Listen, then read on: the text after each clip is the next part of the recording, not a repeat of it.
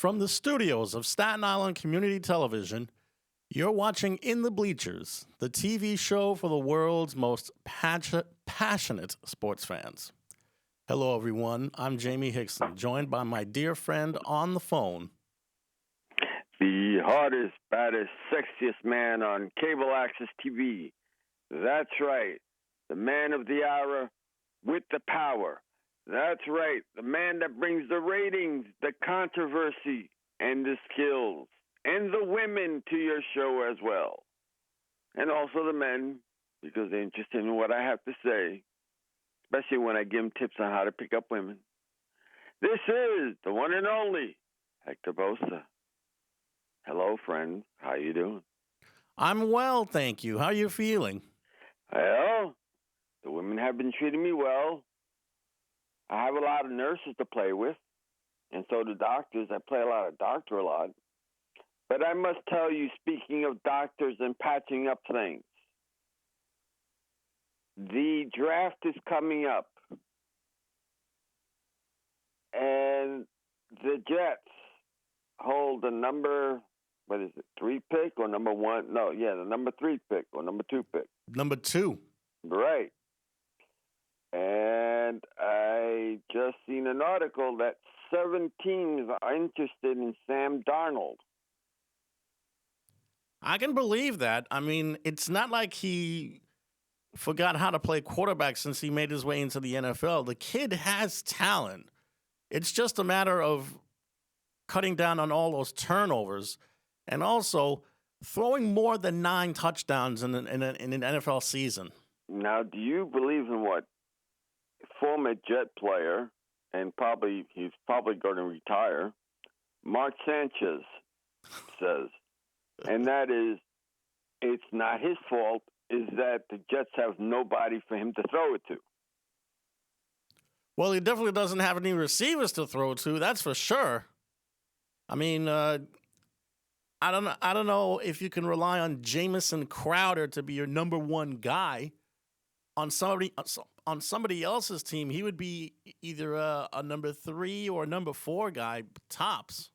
Okay, but here's the thing. You ready? Mm-hmm. Now, does a very good quarterback make the receiver better, or does the receiver make the quarterback better? It's a combination of both. For example, I remember when Andrew Luck had his NFL rookie season in 2012, I think it was. Yeah, 2012. He was playing on a Colts team that if he wasn't on the roster, they would not have won more than 5 or 6 games for the season. But somehow this kid made them a contender overnight, winning 10 games.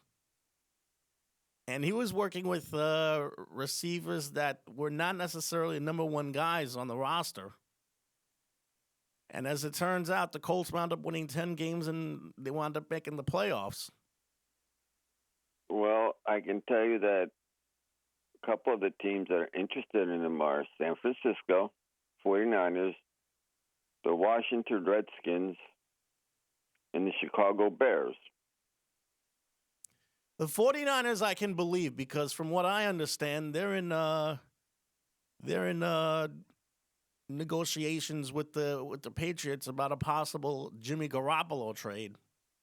Exactly. And the Bears I can understand because they've been looking for a quarterback since Jim McMahon. And they're trying to trade their quarterback too. Yeah. And what is it? And the Redskins too. The Redskins just released their quarterback, which was Alex Smith. So now it looks like the Skins are going to have to look for somebody else. They've released 2 quarterbacks already. They've released Dwayne Haskins and Alex Smith. So now they're going to have to start all over again. Well, that's true, and Jimmy Garoppolo is, he's a little older, I think, than Darnold.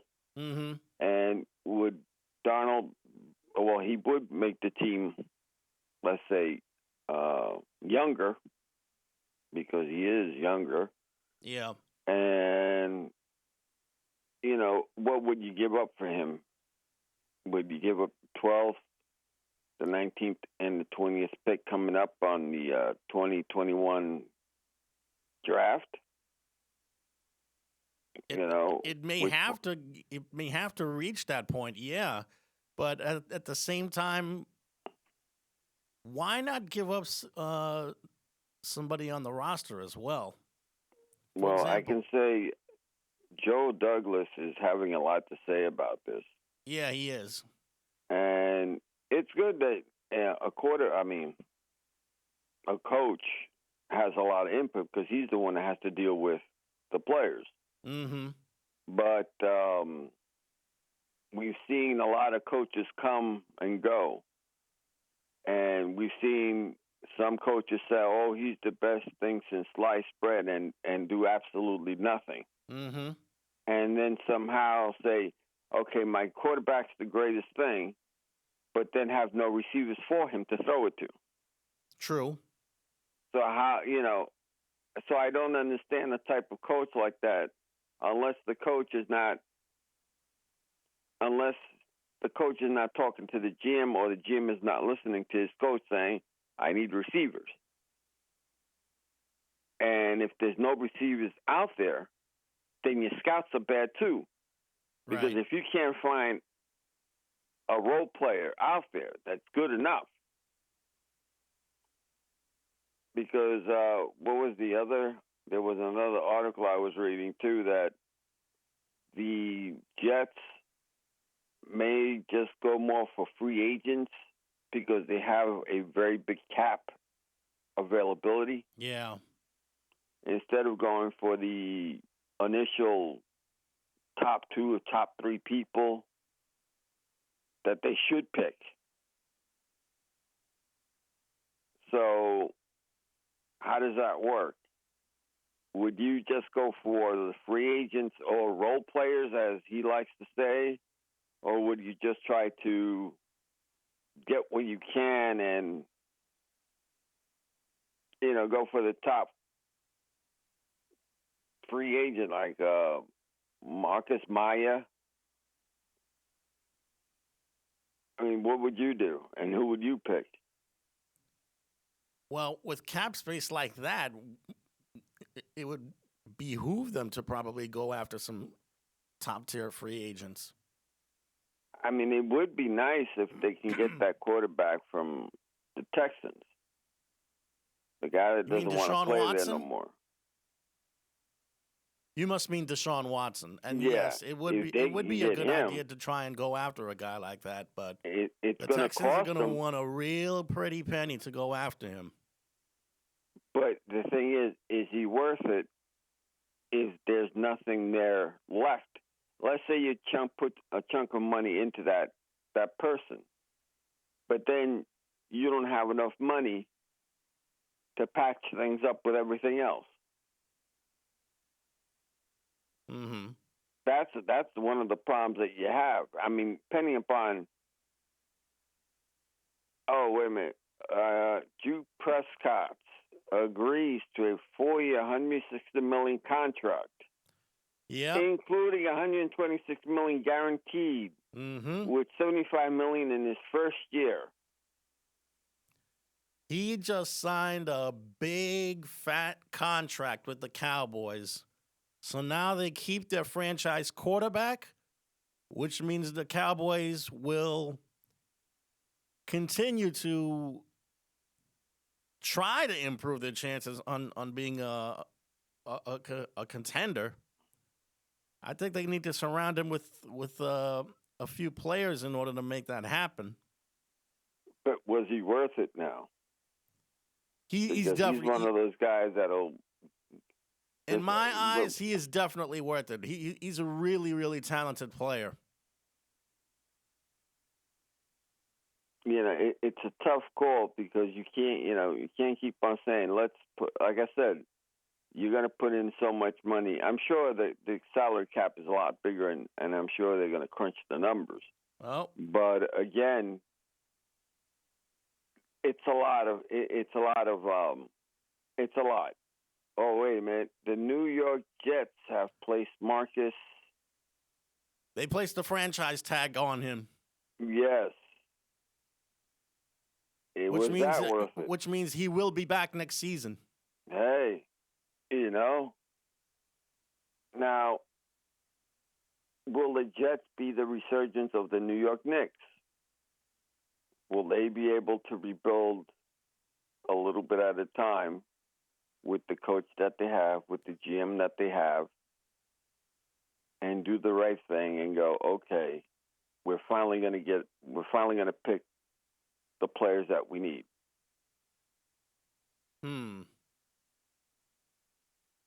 Because they've tried every 3 years, and it doesn't seem to click.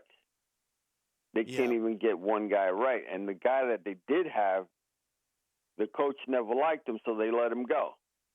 Yeah. Because of the so-called the money that they were giving him. Mm-hmm. Now, I don't think the guy that they let go, Le'Veon Bell, he would have flourished. He would have flourished given a better opportunity.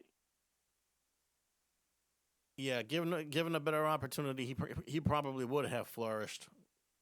And then you could have built around him a little bit, because you had a fantastic player there. Yeah. And you got the number 2 pick. The number 3 pick. If you pick a wide receiver and you keep Sam Darnold, come on. That's a no-brainer. I have to think about it. Mm-hmm. Does that make sense, or am I just just bouncing off the wall here? Well, like I said, it's not like Darnold forgot to play quarterback. His problem is he can't take care of the football very well. Like they're saying, like Sanchez says, if he's got nobody to throw it to, then how are you going to pick? Yeah. It's hard for him to try and flourish when his best receiver is Jamison Crowder. True. A guy who should be a number 3 or 4 guy on somebody else's team. My guess mm-hmm. is that the Jets are going to have to really work long and hard with the kid. If they decide to keep him. Mm-hmm. My opinion, I think he's coming back next year. Yeah, okay. Yeah. And let me ask you, would you get rid of him? Would I get rid of him? Yeah, I would get rid of him. After 3 years, the most he could do is probably 7 wins. Another problem is that he can't stay on the field very long. He's had a problem with injuries in the past, so he can't play a 16-game season altogether.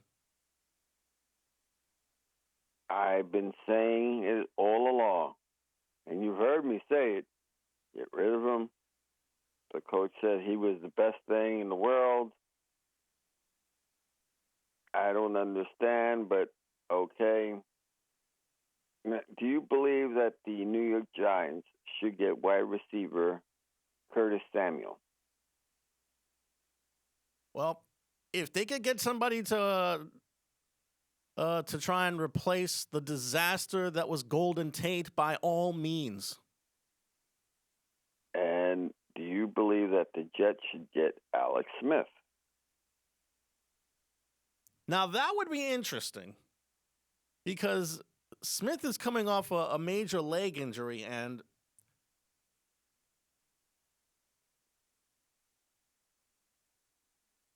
popular opinion says that he would probably be finished after this, but my guess is that Smith is still a little bit longer to try and play in this game. So, yeah, I would probably, if the Jets were to trade Darnold, I would probably give a little bit of a kicking of the tires toward Alex Smith's way. Because think about it, he was not terrible when he was with the Redskins. Well, Darnold as a backup quarterback if they needed to get a backup quarterback. They just have no backup quarterback. Mm-hmm. And neither do the Giants, by the way. And I've been saying all along that draft a quarterback. Last year, when Donald was if doing you do his that, thing, then that's going to create a quarterback controversy because you're going to have two young players, one of whom is one false move, and he might be on the way to the bench, and then you have another kid. He's not going to have any room to grow if he's going to be thrown to the wolves the way he potentially might be. yes, This is going to create a little bit of trouble having two young quarterbacks in there. But the flip side also is, doesn't competitiveness get the juices flowing to the point where the person may be desperate enough to play better? I mean, it's a flip of a coin. Some people say it just makes it worse, like you just said, because it makes people make mistakes and watch over their heads, or it brings the guy out and say, I may lose my job. I better get my act together, or at least let them see that my act is getting together, and that it's not my fault. It's two ways of looking at it, because at least if you have that second guy that you're building up, if the first guy goes down, then at least you have a second quarterback that can do what he has to do. At least for 3 years, he can be studying and under the quarterback. Because remember, you can only sign a rookie for 3 years. Mm-hmm. So unless you're going to sign a veteran,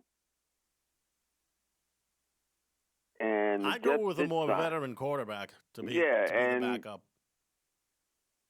There aren't that many good veteran quarterbacks out there now, if you think about it. Mm-hmm. So, I don't know. Ryan Fitzpatrick is out there. Oops. Who? Ryan Fitzpatrick. That's one of how many?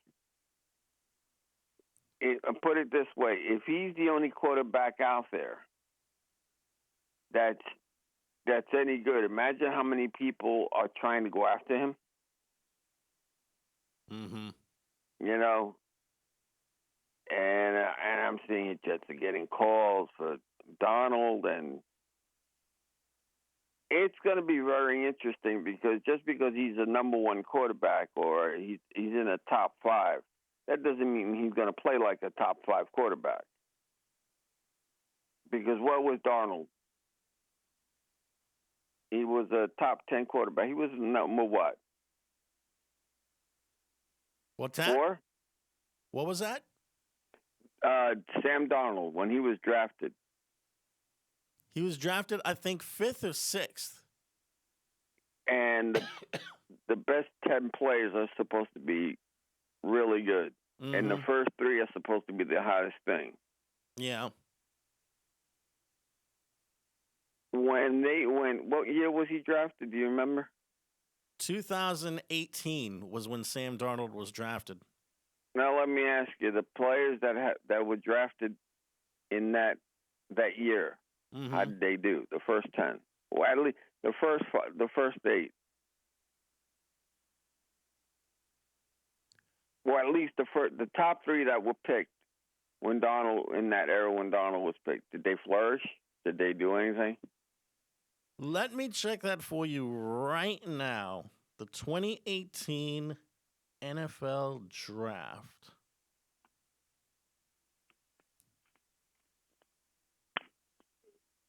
Because like people say, just because they're top 3, top 10, that doesn't mean they're going to be the greatest player of all time. They can be a bust. They can be a mediocre player. And for the record, Sam Darnold was drafted 3rd by the Jets, not 5th. Oh, he was drafted 3rd. Mm-hmm. And again, drafted 2nd was Saquon Barkley by the Giants. And before he tore up his knee, he played very well for them. That's true. And the Saquon first Barkley overall did. player, Baker Mayfield by the Browns. And it took him a little bit before he finally made the Browns a contending team. So look at that. So you have one bust on the team, and the other guys did well. Yeah. I wonder if the Jets should have gotten Saquon Barkley instead. But the Jets had no quarterback. The Jets did need some help in the running game. Maybe they should have. But they were trying.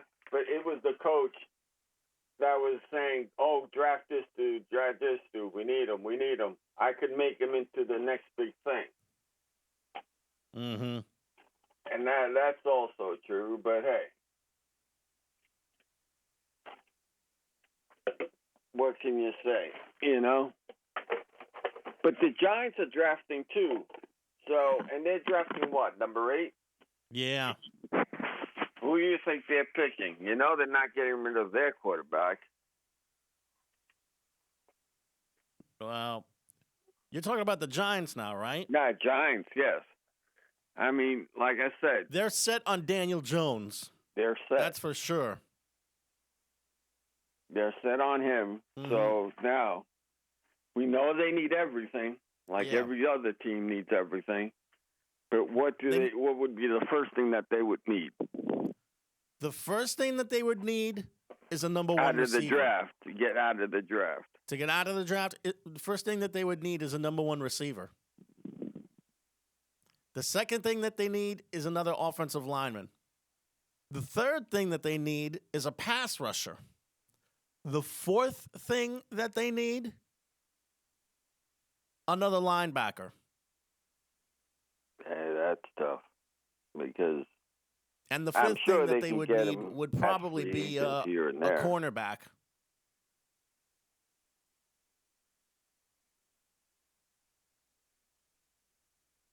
Oh, wow. Okay. No, I was just looking, and I'm sure, the Giants are set on having their quarterback. I hope he pans out. I mean, but what has he done to say I'm worthy to stay as well? What's he done? Yeah. Not much. Exactly. That's what I'm saying. That's why I don't understand why. I don't know what this thing is. I mean, how much time do you give a quarterback? Especially when the team around you is not, when the people around you are not that good. So how? Again, we go back to the quarterback is supposed to make the team around you better, or does the team make you a better person? But I think it's 50-50 sometimes. But it all depends on what team you land, because Andrew Luck, when he went to the Colts, he made that team better. Yeah. And that's one example they had players. Don't get me wrong. They that's really one example did have of good a quarterback players. Not great players, but they had good enough players that Andrew Luck made them great. So, and then there were times where I forgot what team that they had really great players, but their quarterback was just good. So, I don't know. I hope that the New York Giants and Jets pick whoever they have to pick to get them rolling again, because this is ridiculous. Yeah, it's gotten to the point where they really do need to do something to try and be a contender once again. Because if not, then there's going to be some heads rolling in the offices of the Meadowlands. Because they're not making any headway. They're not taking baby steps or anything. I can see if they were treading along, making little leaps here and there, but they don't seem to do anything. Even though the Giants did almost make the playoffs. Yeah. That's a testament to Joe Judge as a head coach. I mean, he busted his tail to try and get this team better the second half of the season. But the Eastern Division that wasn't the greatest division to be in either. But which again, also brings up the theory that maybe they should do away with the division format and just have an American and a national conference. But they make more money out of it if they have the divisions this way, and there are always got to be about the money. There are teams that will come out and play excellent football once they're in the playoffs. Because you know how you have Cinderella teams that come out of nowhere, you have teams that get on a winning streak. I mean, a lot of things are possible. But I don't think they're worried about that. I think they're just more worried about money than anything. Yeah. But it's just been an intriguing thing when it comes to the Jets and Giants because they've shown nothing. They've shown nothing that to say that we've gone leaps and bounds or anything of that nature. But hey, switching for a moment, the All-Star games were this weekend. Yeah, the NBA All-Star game specifically was last night in Atlanta. And how did you like it? Because I know you wind up seeing a lot of it. So give us a report. Well, I saw the whole thing, and once again, they decided to choose up sides. It was Team LeBron against Team Durant. Kevin Durant, unfortunately, did not play because he came into contact with someone who may or may not have COVID. So he sat out the game. The game itself, I mean, it was entertaining, but can someone play at least a little bit of defense? I mean, it's gotten to the point where these 170-point games have gotten out of hand. At least there was a bright side to it, and that's the fact that both of these teams were playing for charity. And with the game being played in Atlanta, they decided to play for the Thurgood Marshall College Fund, which is a very, very good charity. And other than that, they also had the skills competition take place before the game, and they also had the three-point shootout. And Steph Curry won the three-point shootout, and Domantas Sabonis, who plays for the Pacers, he won the skills challenge. And the slam dunk contest was won by the kid from the Pacers. Unfortunately, his name escapes me. Obi Toppin did get to the finals, though. Yes. And the mighty Knicks are coming back stronger than ever. Two All-Stars. Don't count your chickens before they hatch. Well, that's another thing. Julius Randle wound up playing in the All-Star game as well. Exactly. Which is deserving considering that he's been their best player for the last 2 years now. Yes, that is true. And people are saying either trade him to get more value or keep him and then build around him. Tell you what, I don't know if it's a coincidence or not, but ever since he signed with the Knicks, his game has gotten significantly better. I mean, he's become more confident on the floor. His three-point shooting game has become a little bit better. He's taking it strong to the basket underneath. And for the record, Anthony Simons from the Trailblazers was the one that won the slam dunk contest. Well, I can say this much, that sometimes people just want to be the man. Well, he's the man, and now the pressure's going to be on him because if they make the playoffs, he's going to be picked to do a lot more in the second season. Yeah, the second half of the season. Now, the great trade rumors. Josh Okie, Okie from Minnesota Timberwolves. They're saying that. You mean Josh Okogie? He may be one of the people that may go to New York Knicks. Lonzo Ball is another one, another name that keeps on popping up.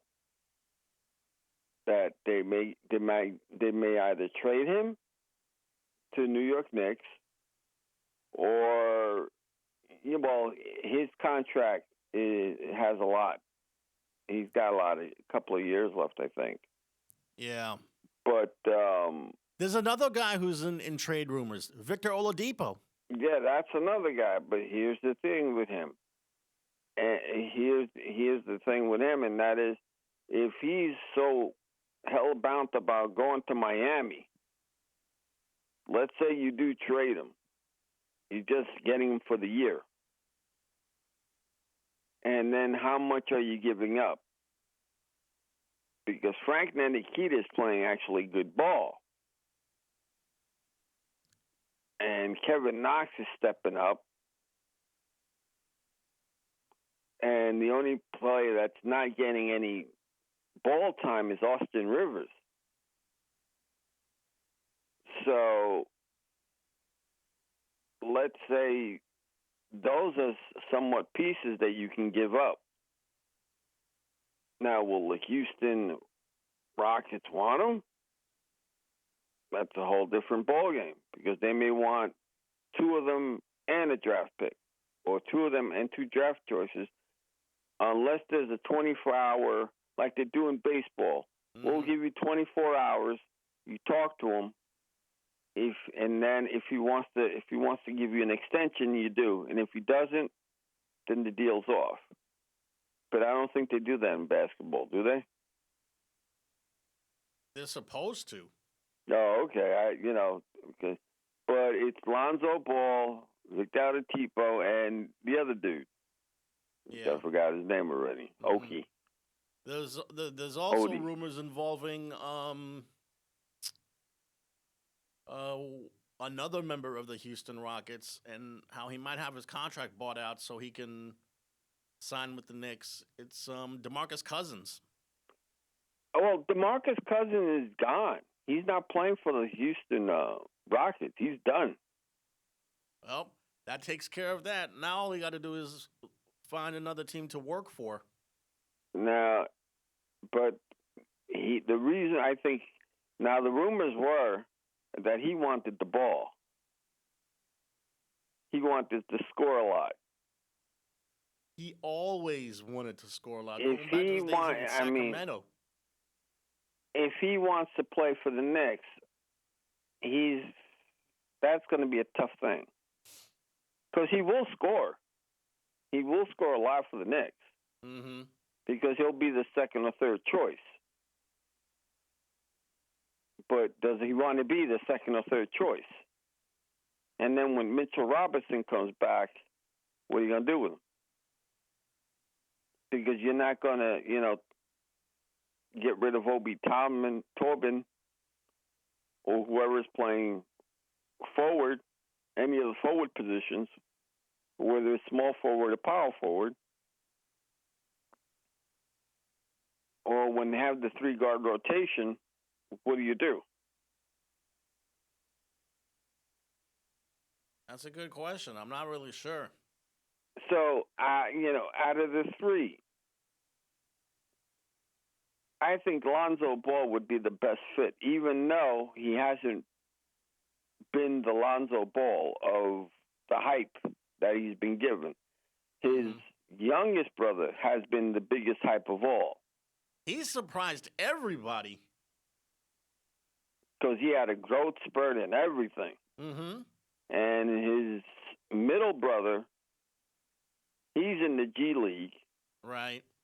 And Lonzo was supposed to be the biggest baller of all time. And he signed with the team that he wanted. His father wanted him to sign with, which was the Lakers. But do you think Lonzo What do you think about him, and would he be a good fit for the Knicks? Lonzo has been a very good point guard for them. He's not great or elite, but he's a very, very good point guard. He's a tremendous passer. His shooting kind of goes back and forth at times. He's not necessarily a great defender either, especially on the ball. But overall, he's been a very good player for them. All right, so the three that were just mentioned, who would you get? From 3 to 1.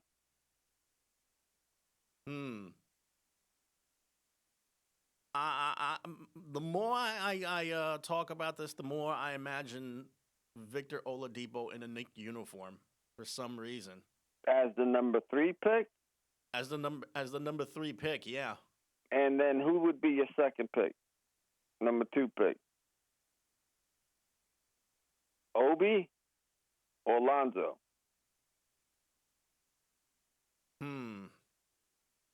I would want to give Obi a little bit more of a chance. I mean, that injury really sidetracked him. He's 32 years old. Also, not that that's old, but for the Knicks, that's old because their average is 28 now to 20, let's say. And then Lonzo would be your first pick. Yeah, Lonzo would be the first pick.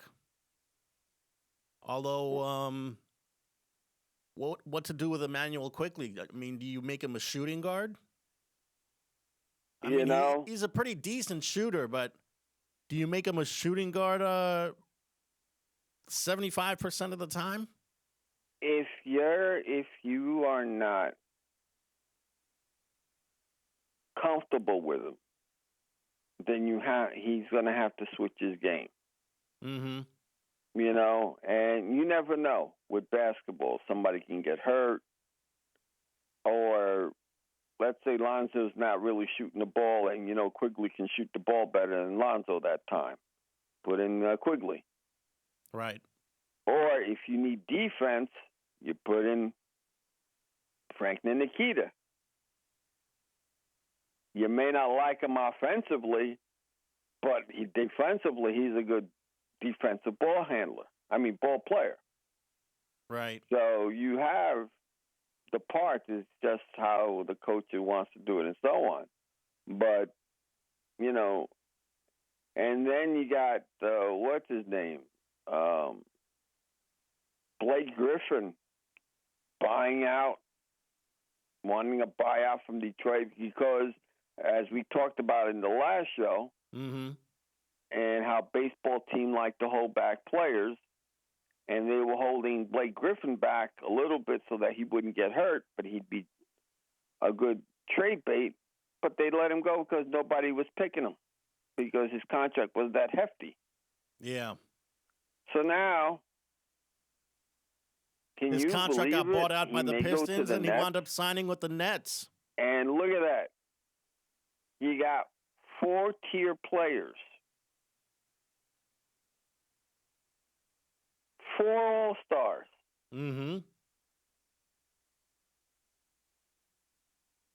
Now, can you say championship?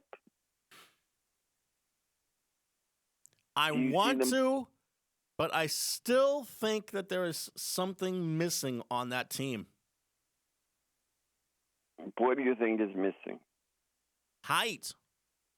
They don't have anybody. I mean, aside from DeAndre Jordan, the Nets just don't have the depth that they need to compete on the inside in order to win a championship. I mean, look at what the Lakers have. The Lakers have Anthony Davis, and he was practically their second most valuable player after LeBron when they won the title last year. True, but remember, you got Kevin Garnett, a healthy. If you have a healthy Kevin Garnett, you mean Kevin Durant? Yeah, Kevin Durant. Now, put it this way: you have a healthy Kevin Durant, a healthy Kyrie Irving, a healthy James Harden, and a healthy Blake Griffin.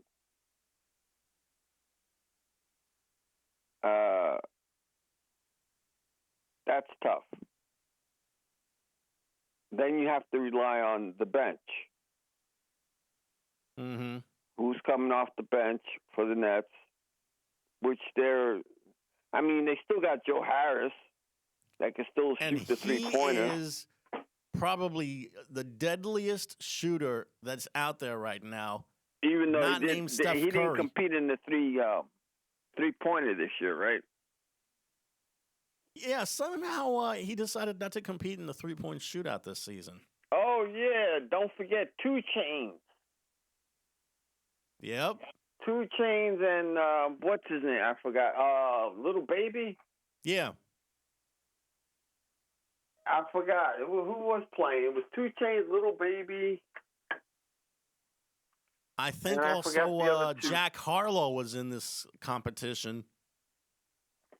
But the people that were left was 2 Chainz and so forth, and I forgot the other 2 guys. I think there were 4 rappers. And now, we've heard that 2 Chainz could actually play ball. He used to play basketball in high school. And there was one actual guy that actually almost tried to make it. Well, some of them actually did try, but I think one of the rappers was supposed to try out for a basketball team this year. Right. And I don't think he made it, but he was that good to be able to make it. So, I don't know. I don't know about that, but celebrity basketball used to be a 5-on-5 thing. Yeah. But now they made it because of COVID a 2-on-2 thing. So, I don't know. What do you think? Do you think it's better 5-on-5? At least they play better defense when it's 5-on-5. Basketball is always played better when it's 5-on-5, in my opinion. Well, can you tell the people that are playing the All-Star game, please? Can you please tell them that we don't want... Because eventually there's going to be a 200-point scoring game. We almost had one last year. And I don't know what these players think, but I know people want to see a real basketball game. Yeah. People want to see real defense, a real basketball game, because these are supposed to be the elite, not the best of the best, supposedly. Mm-hmm. And that's why the All-Star game was put up, because they did want to see the best of the best. Yeah. That's why you had American League players versus National League players. At least they go all out. Baseball players go all out. Hockey players, the All-Star game. You've seen the All-Star game. They go pretty good. Mm-hmm. They just don't get into fights, but they hit hard. Yeah, they do. Because they play to win, but they also play defense. Yeah. Basketball has gotten to the point where, well, why play defense at all? And then you hear the announcers, oh, well, now they're tightening up their defense because now they really want to win. It's the fourth quarter. You should have heard Chris Webber and Reggie Miller in last night's game. They were actually rooting for, then against, and then for Giannis Antetokounmpo. You know, he finished the night 16 for 16 from the field. Oh, boy. Wow. Damn. And he became the game's most valuable player. That's really good, man. And he was lighting it up from inside and outside. Look at this. Shaquille O'Neal in wrestling one more time. Yeah, he's in AEW. Yes, and getting put through 2 tables. I mean, what am I saying? He was put through one big table because they put 2 tables so that he can go through it. Gets in an ambulance. They must have done a final cut, something. Either they jumped or something, because he couldn't fit in the ambulance because you see his legs go up.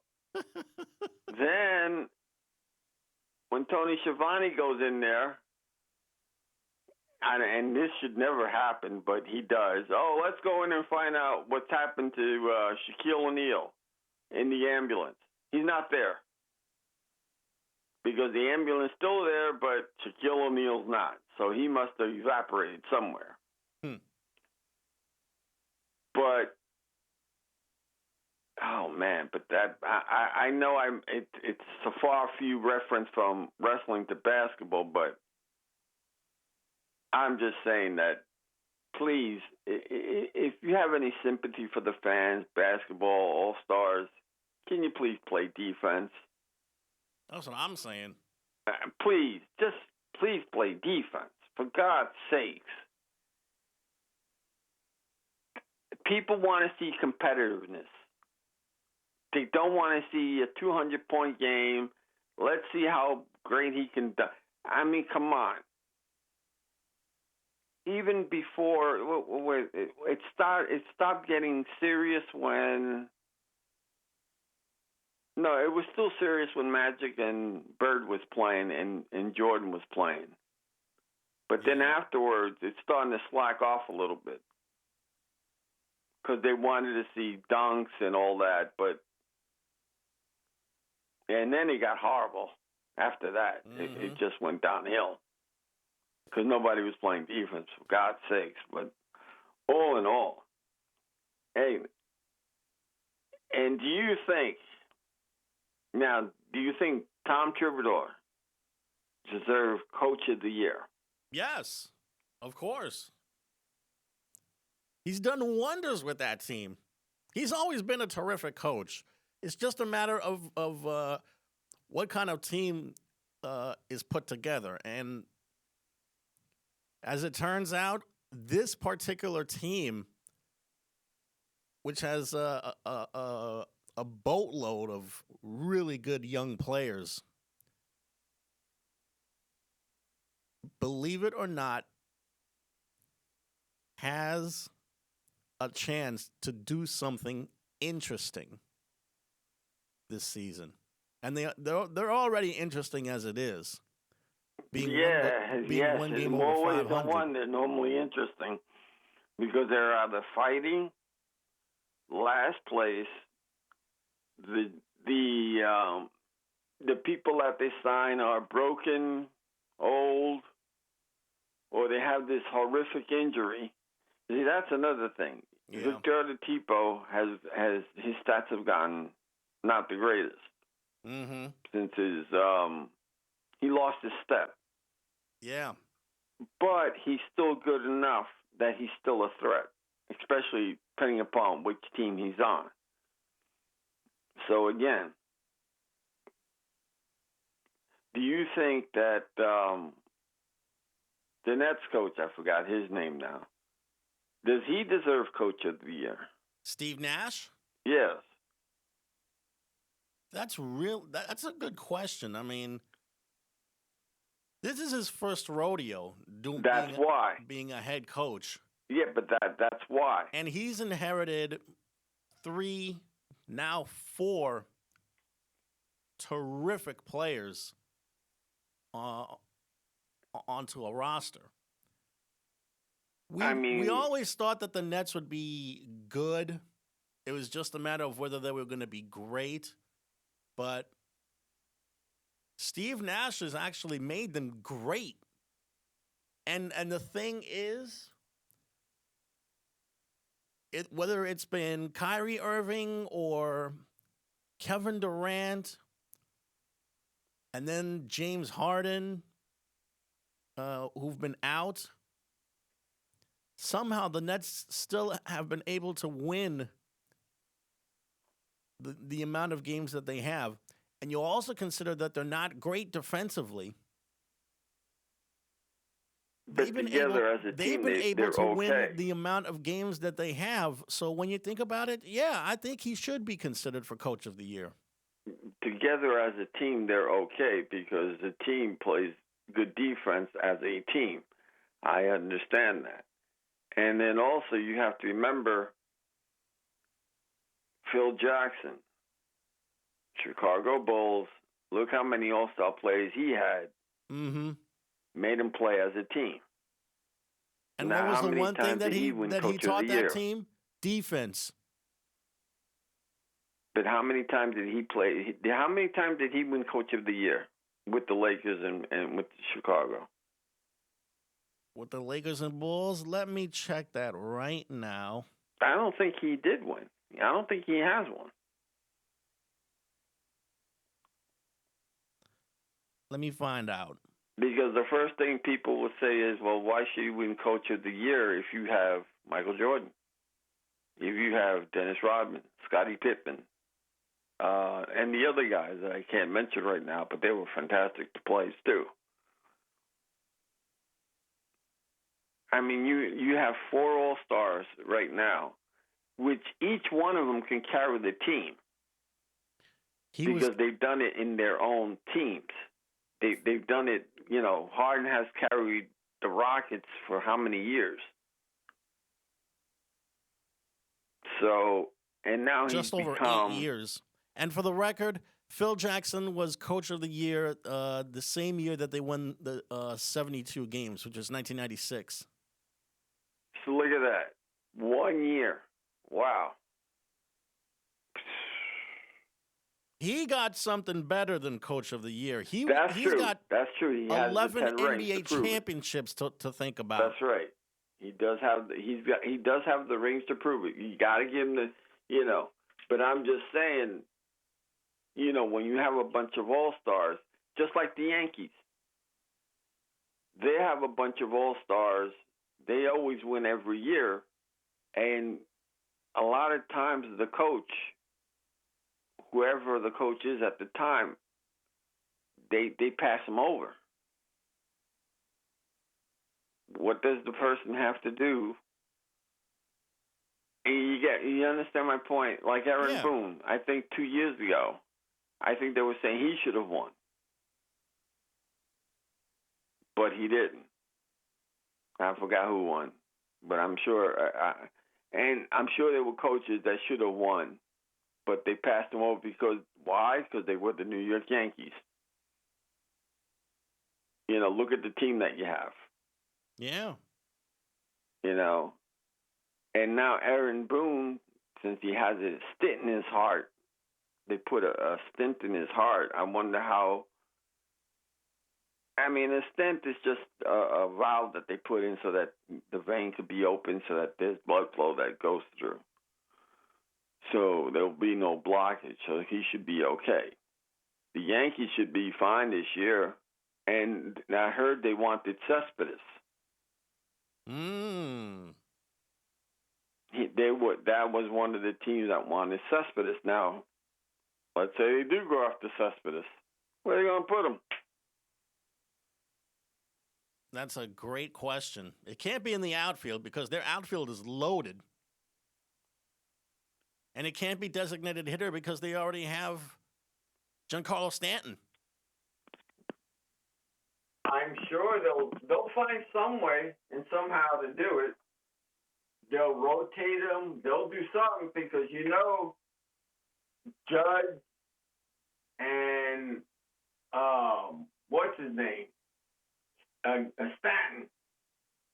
They're not going to be on the field for too long. Let's hope that those two guys can keep their good health in order because, quite frankly, ever since his rookie year, the number of games that Aaron Judge has been playing has gone way down. And of course, look at what happened to him. His ribs. He was batting and got his ribs hurt. And Stanton, he came to the New York Yankees as one of his fantastic hitters. And what has he done? Nothing. He's done more sitting on the bench than anything. Has he made the team better? That's what you have to realize. Have these players made the team better? And somewhat, yes. But when it came down to it, Did they make the team better? Did they get that clutch hit? No. Because look what they've done in the playoffs. Look at their batting averages in the playoffs that they've done.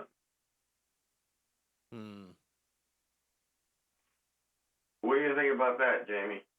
Well, keep in mind, Stanton really broke out in last year's playoffs against the Indians and the Rays. I think he hit about 6 home runs in the playoffs altogether. So he really showed that he can be a real beast when he's 100% healthy. And this season is going to be really important for the Yankees' title hopes. If he can't stay healthy for a whole season, then what do they have to rely on? Remember, that's an all-star team. On paper, that's supposed to be a killer squad. Mm-hmm. Because you got Sanchez. I mean, you got 3, 4, and 5, the top 9 players. The 9 players there, they're all hitters. From 1 through 9, that's a killer team. Yep. But again, they get hurt. Okay, fine. They're supposed to get hurt. Nobody's on Iron Man like Cal Ripken Jr. And even then, even when Cal Ripken Jr. was playing, he should have sat down a couple of times because he couldn't hit the ball sometimes. Yeah. But because he wanted that Iron Man thing. And they should have sat him down sometimes. They should have, because he wasn't hitting. And a person gets tired. A person does get tired, but again, yeah,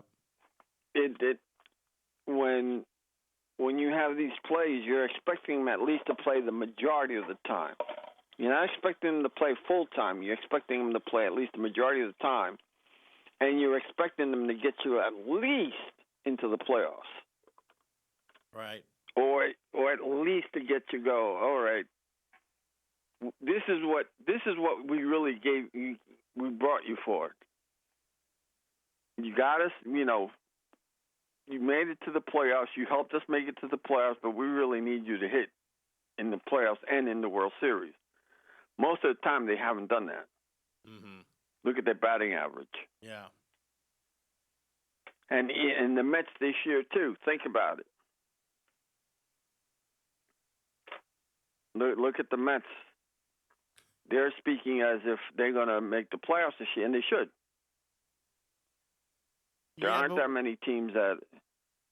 I think about it. How many teams are getting that division? What, 4, 5? Yeah, 5 per division. So Atlanta's always one.